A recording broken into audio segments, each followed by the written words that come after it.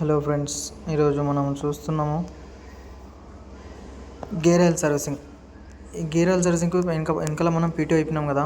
ఈ పీటీఓ లోపల ఇప్పినప్పుడు మనం డీజిల్తో మంచిగా గడుపుకుంటే నీట్గా నెక్స్ట్ మనకు గేర్ ఆయిల్ అనేది నీట్గా మళ్ళీ కొత్తగా ఉంటుంది పోసినప్పుడు. ఇది ఒకటి చూసుకొని ఇంకోటి ఇక్కడ సెక్షన్ ఫిల్టర్ అనేది ఉంటుంది. ఈ సెక్షన్ ఫిల్టర్ ఒకటి ఇప్పినప్పుడు మనం కొత్తది వేసారు, దీన్నే కడిగి చేస్తాం. ఎందుకంటే హార్డ్ అయిపోయి ఉంటుంది ఆయిల్లో, తీసి కొత్తది వేస్తే బాగుంటుంది మనకు. ఇది ఇక్కడ వస్తుంది దీని లోపల. ఇక్కడ నుంచి కూడా మనం డీజిల్ పోసి క్లీన్ చేసుకుంటే మనకు బాగుంటుంది.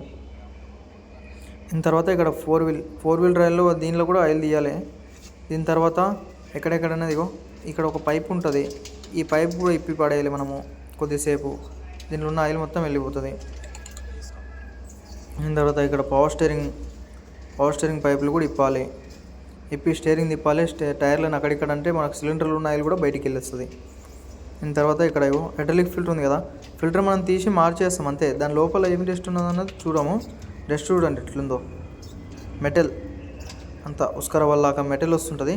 తీసి దీన్ని కూడా మనము డీజిల్తోనే మంచిగా క్లీన్ చేసుకొని ఎక్కించుకుంటే మనకి ఫిల్టర్ అనేది తొందరగా జామ్ కాదు. ఇంకోటి అప్పుడప్పుడు మనం ఫిల్టర్ కూడా చేంజ్ చేస్తుండాలి. గేర్ ఆయిల్ ఫిల్టర్ కూడా చేంజ్ చేయాలి అప్పుడప్పుడు. 500 గంటల కన్నా ఒకసారి చేంజ్ చేసుకుంటే మనకి హైడ్రాలిక్ ప్రాబ్లమ్స్ అనేది ఉండవు. దీని తర్వాత ఇక్కడ 36 నెంబర్ పాన్ వస్తుంది పైపు, ఇది కూడా ఇప్పేయాలి. దీని పక్కనే ఒక పైప్ వస్తుంది, ఆ పైపు కూడా ఇప్పేస్తే హౌస్ పైపు, దీనిలో కూడా ఆయిల్ ఉంటుంది, అది కూడా తీసేయాలి. దీని తర్వాత ఫోర్ వీల్లో కూడా మనకి ఇక్కడ నుంచి ఆయిల్ చూడడానికి గేజ్ ఉంటుంది పోయడానికి.